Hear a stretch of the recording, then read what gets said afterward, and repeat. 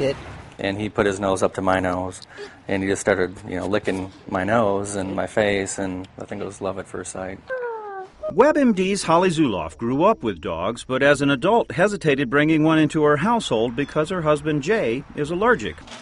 When their kids got old enough to start asking about getting one, they reconsidered and started researching breeds thought to be hypoallergenic.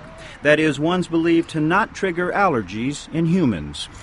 My biggest fear was to get a dog that my kids could, we would have to get rid of and my kids would be attached, and I just did not want that to happen. Then came Cooper, a golden doodle, a golden retriever poodle mix who so far has produced no allergic reaction in Jay. Sit.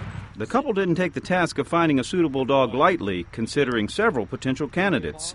In some cases, going to extremes to make sure Jay and his pooch would be compatible.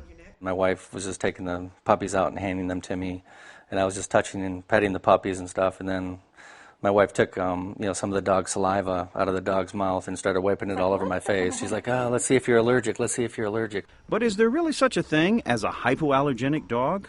No, all dogs have the dog allergen, CAN-F1. So to say that one breed is not allergic or another breed is allergic is not the case. While it may be true that some breeds shed less, allergists like Dr. DeMuth are concerned that people like Jay run the risk that symptoms could come back at some point in the future. The dog allergen, the dog protein, is in the saliva, and it gets everywhere. So, it's in the dead skin cells, the dander, the saliva. So, for instance, if you get a person who's not terribly sensitive to dog, and you get a dog that doesn't have very much CAN-F1, then you're probably in a situation that's tolerable.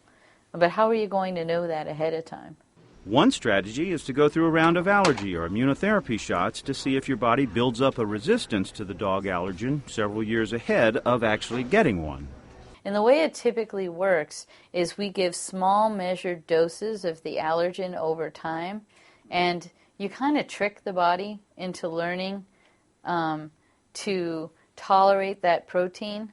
Many experts, however, discourage their patients from getting allergy shots once a dog is already part of the family.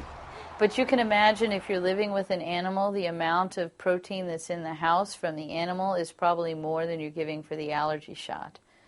So some of us won't actually do immunotherapy for animals if there's an animal in the house.